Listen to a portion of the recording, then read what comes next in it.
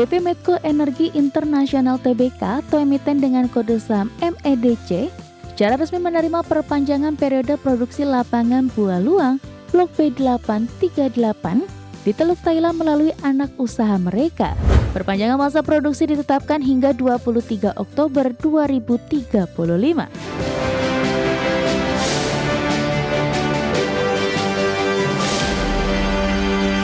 Pemirsa, PT Medco Energi Internasional Tbk atau emiten berkode saham MEDC berhasil mendapatkan perpanjangan masa produksi minyak di lapangan Buah Luang, Thailand. Adapun perpanjangan ini berlaku hingga tahun 2035.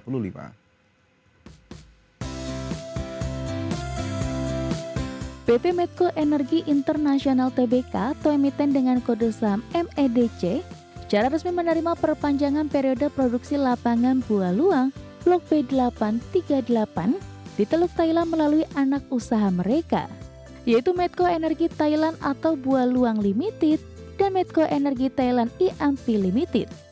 Perpanjangan masa produksi ditetapkan hingga 23 Oktober 2035.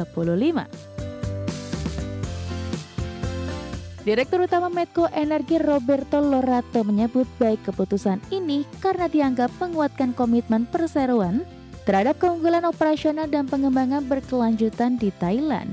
Langkah ini membuktikan penghargaan pemerintah Thailand atas performa dan standar industri perseroan. Pengelolaan lapangan akan terus ditingkatkan melalui investasi untuk debottlenecking, walkover, penjamin keberlanjutan sumur, serta eksplorasi di area sekitar lapangan. Targetnya adalah optimalkan produksi dan maksimalkan nilai aset untuk jangka panjang. Situasi ini memantapkan posisi Medco Energi sebagai seorang pemain kunci di sektor migas regional, memantapkan arah pengembangan jangka panjang dan strategi korporasi yang berkelanjutan. Pasaran juga memastikan bahwa layanan produksi energi akan terus beroperasi dengan standar tinggi yang transparan dan berpengaruh positif bagi pasar energi Asia Tenggara. Tim Liputan, IDX Channel. Emiten pengolahan makanan PT FKS Multi Agro Tbk atau emiten dengan kode saham FISH mengajukan rencana stock split 1:10. Dengan stock split ini perseroan berharap dapat memperluas partisipasi investor dan menjangkau kalangan pemegang saham retail. PT FKS Multi Agro Tbk telah mengajukan rencana pemecahan nilai nominal saham atau stock split dengan rasio 1:10. Sesuai peraturan BEI, stock split ini dimaksudkan untuk menaikkan free float saham di pasar. Perseroan telah mendapatkan persetujuan prinsip dari Bursa Efek Indonesia pada 30 April 2025 pada RUPSLB 19 Agustus 2025. Para pemegang saham menyetujui pemecahan saham dengan rasio 1:10 dan mengubah anggaran dasar perusahaan khususnya pasal 4 ayat 1 dan 2. Korporat Sekretari PT FKS Multi Agro Tbk Dixon Tandi menerangkan, RUPSLB menyetujui stock split 1:10 sehingga nominal per saham dari sebesar Rp100 menjadi Rp10. Dari modal tersebut telah ditempatkan dan disetor penuh sebesar 48% atau sebanyak 4,8 miliar saham dengan nilai nominal seluruhnya sebesar Rp48 miliar oleh para pemegang saham. Adapun perakhiran tanggal pelaksanaan pemecahan saham ialah 10 September 2025 mendatang. Tim Liputan, IDX Channel. Selanjutnya pemirsa, emiten properti PT Bangun Kosambi Sukses Tbk atau CBDK mencatat kinerja positif pada semester pertama 2025. Perusahaan milik grup Aguan ini membukukan pendapatan neto Rp1,19 triliun atau naik lebih dari 23% dibandingkan periode yang sama di tahun sebelumnya. Emiten properti PT Bangun Kosambi Sukses Tbk atau CBDK mencatatkan kinerja positif pada semester pertama 2025. Laba bersih tumbuh 25% menjadi Rp516 miliar. Presiden Direktur CBDK Stephen Kusumo menyebut kenaikan kinerja terutama ditopang serah terima produk pada kuartal kedua Segmen komersial seperti penjualan kafling tanah di CBD, PIK 2, Bispark, dan Rukam Milenial menjadi kontributor utama. Sementara proyek hunian seperti Rumah Milenial dan Permata Hijau Residence juga memperkuat penjualan di semester pertama.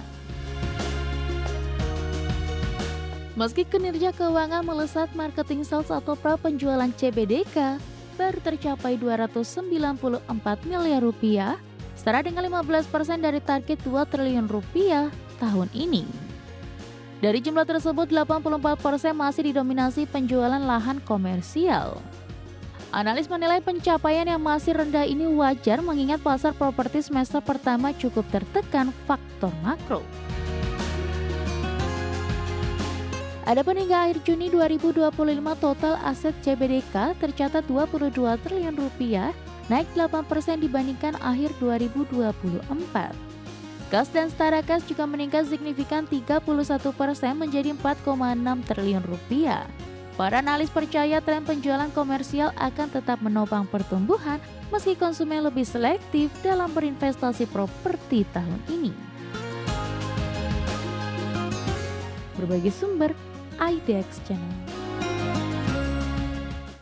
Ya, pemirsa, kita bergeser ke indeks harga saham gabungan di mana hingga penutupan perdagangan di sesi pertama setelah ditutup terkoreksi 0,67% pada perdagangan di Kamis. Indeks harga saham gabungan pada perdagangan di paruh pertama hari Jumat kembali melanjutkan pelemahan meskipun hanya tipis saja 0,03% ke level 7.888.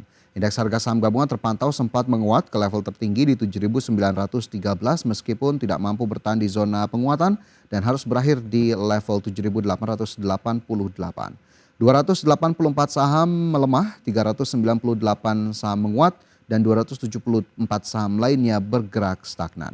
Dan jika kita lihat dalam beberapa hari terakhir ataupun pada pekan ini IHSG mayoritas didominasi pergerakan di zona merah. Dan kita cermati bagaimana kemudian sejumlah saham yang masuk dalam kategori top gainers maupun top losers pada perdagangan di sesi pertama Jumat. Di mana terpantau berdasarkan data RTI, pemirsa, saham-saham yang masuk dalam top gainers diantaranya ada WIRG yang naik 21,24% ke Rp234, saham Koin naik 19,28% ke Rp1.825, CDIA naik 2,41% ke level 1.490 dan juga saham SMIL naik 6,7% ke Rp478 per saham. Sementara itu saham-saham yang masuk dalam kategori top losers ada DSSA turun 1,99%, masih melanjutkan pelemahan pada perdagangan kemarin. Kija turun 1,77% ke Rp222, Akset turun 3,07% ke Rp158 per saham dan juga ada MBSS melemah 8,16% ke 1.635. Sementara itu dari pergerakan sektoral, teknologi menguat 2,09%, transportasi dan logistik naik 1,63%, kesehatan melemah 0,38% dan energi terkoreksi 0,04%.